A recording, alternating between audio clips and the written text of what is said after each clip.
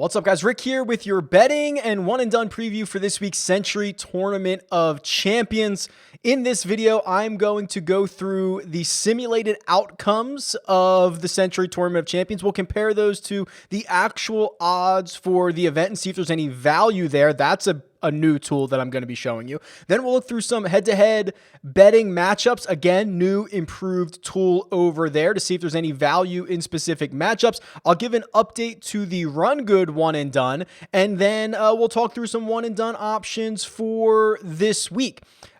Reminder, Wednesday, 3 p.m. Eastern time here on the Rick Run Good YouTube channel, a live stream for the Sentry Tournament of Champions to go through all the final tee time, weather, ownership, all that stuff that comes kind of later in the week. Join me for that. We can talk through bets. We can talk through DFS. We talk through anything if you'd like. And then 8:15 p.m. Wednesday evening, the first ever Jock Market happy hour where Joe Idoni and I are going to be discussing the live Jock Market, which is stock market DFS. It's absolutely a ton of fun. A lot of money to be made over there. We'll break it all down Wednesday evening. And then finally, if you have not signed up for an account on William Hill yet, go to rickrungood.com/Will Hill for all of the up-to-date offers. I've got a couple states in there, always expanding on new states, and they're giving away hundreds of dollars in free bets. So check out rickrungood.com/Will Hill, see if one of those offers applies to you, and go make that money.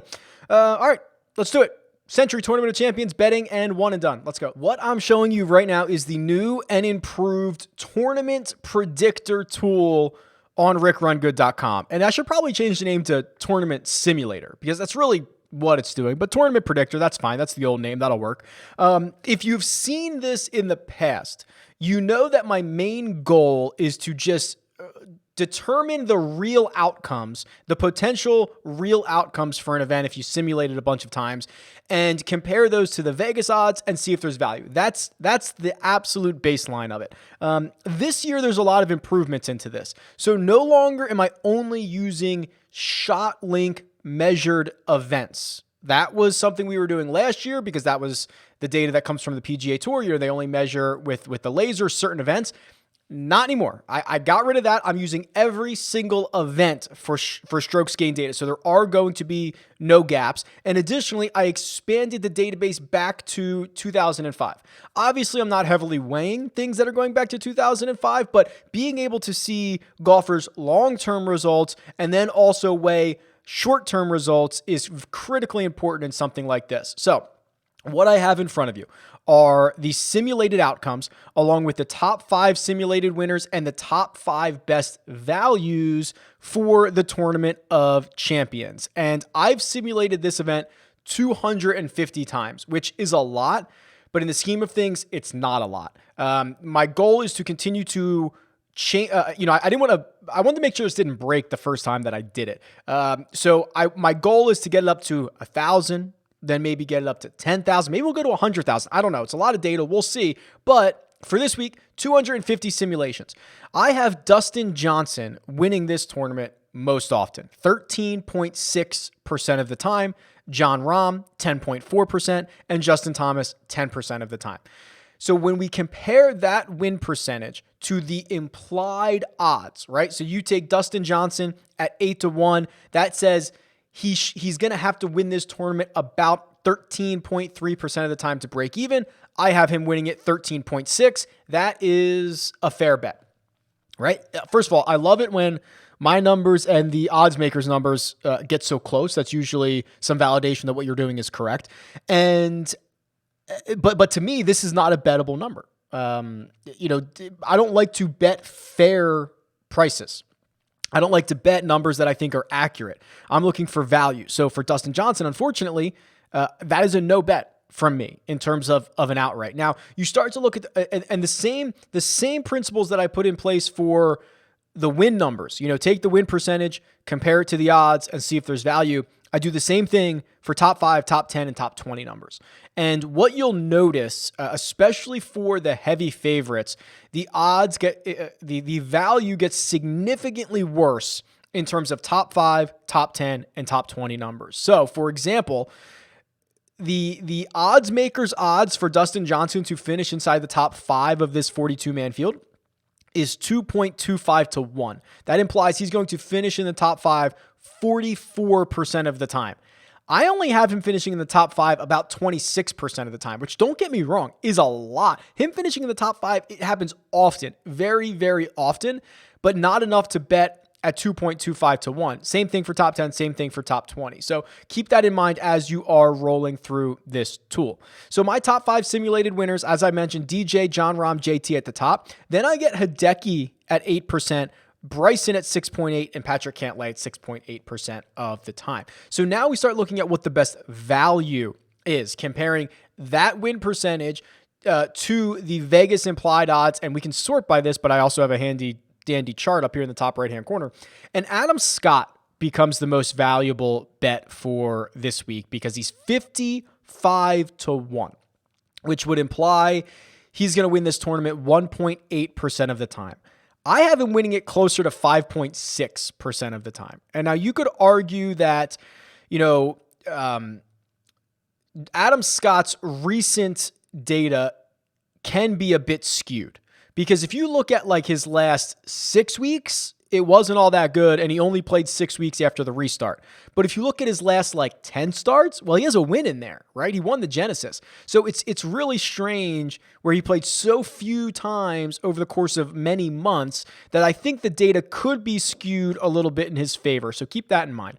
Hideki Matsuyama is the second best value. I have him winning this about 8% of the time. The odds makers have him winning it about 4.8% of the time, so that's 3.2%. Hideki and Adam Scott are the only two golfers in this field that have a positive expected value of in excess of 3%. Now, Hideki's much more interesting. Hideki at 20 to 1, entering 2021 to a place at Kapalua that he has absolutely dominated over the years. That to me is a great value. And my gut says that. My numbers say that. I think Hideki's a really good bet at 20 to 1. Then you get a couple more positive values in Cantlay, Scheffler, Palmer, Munoz. And you have to remember, like, Ryan Palmer is a really good example of this. Ryan Palmer is one of the best values, but I still only have him winning this 2.4% of the time, 2.5%. So if you're looking for someone who is both on the top 5 simulated winners and the top 5 values, those guys, Hideki's that guy, right? Hideki and Cantlay are those guys that give you the best value and the biggest chance of winning. Now, throw all the numbers aside. If you want to just forget about the numbers and look purely on what my gut says. I thought, and I didn't know what to expect, but I thought Bryson at 12 to 1 was pretty shocking to see him, 4 points longer than Dustin Johnson. Or I guess 5 points, right? No, he's 12 to 1. Oh, DJ 7 to 1, excuse me, at this point. JT, shorter, Rahm shorter. Bryson can bomb without regard. So Bryson was actually one of the first clicks that I made at this event. Reed was another, and then Hideki was a third. And I really piled up on top of the betting board here, which means I didn't get too many guys down towards the bottom of this player pool, because if you followed along with some of the content I put out in the off season, the way that I build my golf betting card, it's a video, it's on my YouTube channel. You should go check it out right now. I'm kind of limited if I bet these 3 guys at the top. I'm kind of limited to what I can do after that. So I've allocated a lot of my resources to the studs at the top of this board. If I wanted to go down a bit further and actually talk in terms of outrights, I think Scotty Scheffler is interesting. My projections, my simulation had him winning this 4% of the time. Odds makers have him winning it 2.8% of the time. There is a bit of value there. There's actually more value in Scotty Scheffler to finish in the top 5 and the top 10 than there is in his outright number. So I might just maybe fire up some Scotty Scheffler top 5 bets, but I think it's difficult to find a realistic winner from this deep. It's such a top-heavy field. You're guaranteed 4 rounds. I think the winner comes from, probably the top 6 to 8 golfers on this betting board, and I've allocated my funds accordingly.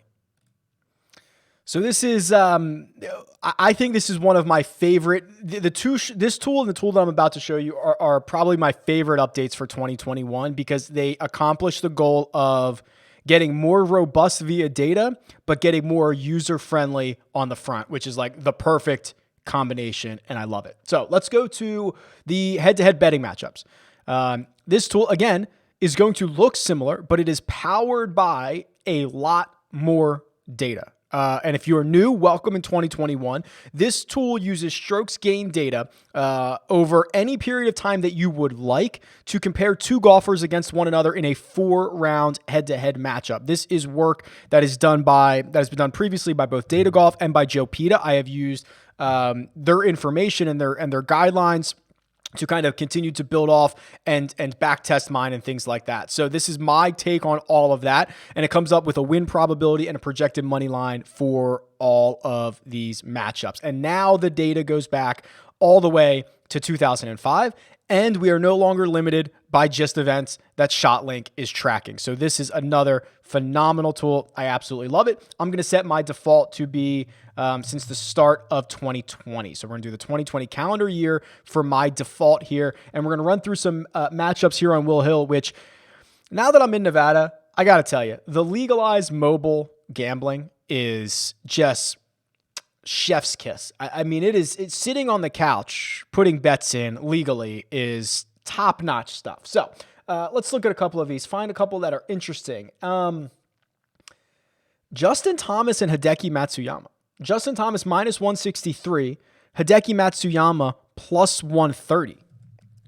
I think just based on what I know of the season that JT had. Yeah. So I have, wow, look at this. Again, I love a little validation here. I have JT winning this 61.8% of the time, which would be a money line of minus 162. He's minus 163. A little bit of validation that the model is correct and accurate, or at least in terms of what odds makers are thinking. Let's try this one because DJ had a historic strokes gained season in 2020. He was by far the best strokes gained player on average. So let's do Dustin Johnson versus Bryson DeChambeau, who did not have himself too shabby of a season either. Okay. I have DJ winning this 57% of the time with a projected money line of minus 134. Will Hill has him at minus 150. So certainly not going to bet that side of it. And then Bryson, I have he should be plus 134 and he's plus 120. Certainly not going to bet that side of it. So obviously there's the VIG is built into the William Hill lines. It's not built into mine.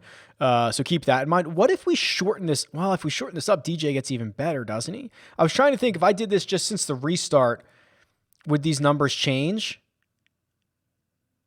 Yeah, they do, and they change in Dustin Johnson's direction. I mean, DJ was so dominant after the restart. What if we did even further back? What if we, I mean, DJ's been so good for so long, but what if we did since 2019? Can I find 2 years worth to get? No, I can't. I mean, DJ wins this pretty significantly almost every time here.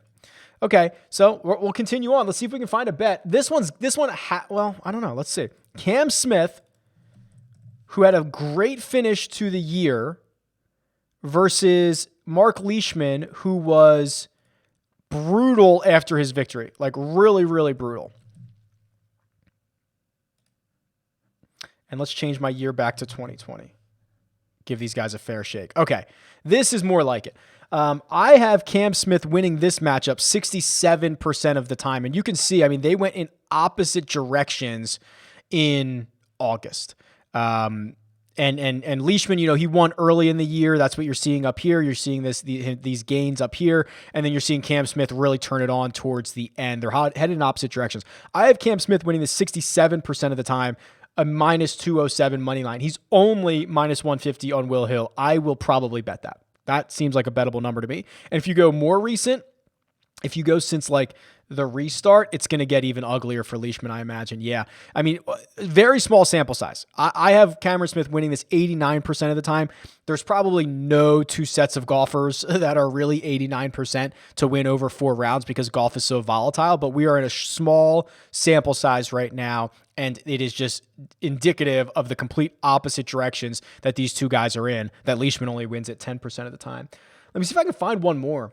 Because let me leave you with this one's interesting. Morikawa minus 133, Abraham Answer plus 105. I think Morikawa is being pretty disrespected in fantasy circles for this week. I haven't seen as much disrespect in the betting markets. So let's do Morikawa versus Answer for the entire 2020 year. Pretty close, really close actually. I have Morikawa winning at 51% of the time, putting him at minus 106. He is minus 133. So you could actually, in theory, the side to bet if you wanted to on this would be Answer. It would be really close. There's not a ton of built-in value, but Answer would be the side. But I think I'm going to bet that Smith over Leishman one. I'll have to remember to put that in. Okay, let's talk one and done. And I'll give you first an update on the Run Good one and done, which is the one and done that I'm running that started at the start of the season. So you're not going to be able to join that now.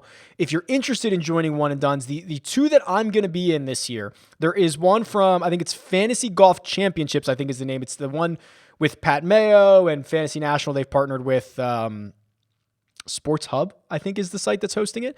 And I will also be in Carbon Contests, which is JB, Josh Burkett is phenomenal at running these contests. I'll be in his contest as well. But I'm pretty sure neither of those start until the Sony. So you might not have a pick this week unless you're in an already existing one. But we'll talk real quick about one and done. All right, so we are now actually through segment one of the Run Good one and done. The run and done. Someone told me I should have named it. I should have. Brandon K9 with a $1.1 million lead takes down segment one. If you need a refresher on the segments, everything is at RickRunGood.com/OAD. Segment one is done. Segment two starts at the Tournament of Champions. Segment three at the Match Play. Segment four at the RBC Canadian. And then segment five is just a combination of the majors and the big tournaments and stuff like that. So those are your 5 segments. All of the updated ownership will be put out when it is available on Thursday. But Brandon K9 takes down segment 1, Swarm 19 behind Rex Grant, A Storm of Shanks, all in contention. Plenty more events to go, obviously. 3 more segments of the season, so keep getting those picks in.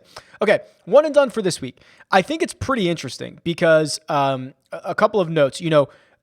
Unless you're in an already existing one and done, you might not have a pick to make this week. So, and also it's guaranteed money. So as long as you finish, you're getting paid. The prize up top is, well, let's see what Justin Thomas won last year. This is the one and done tool on RickRunGood.com.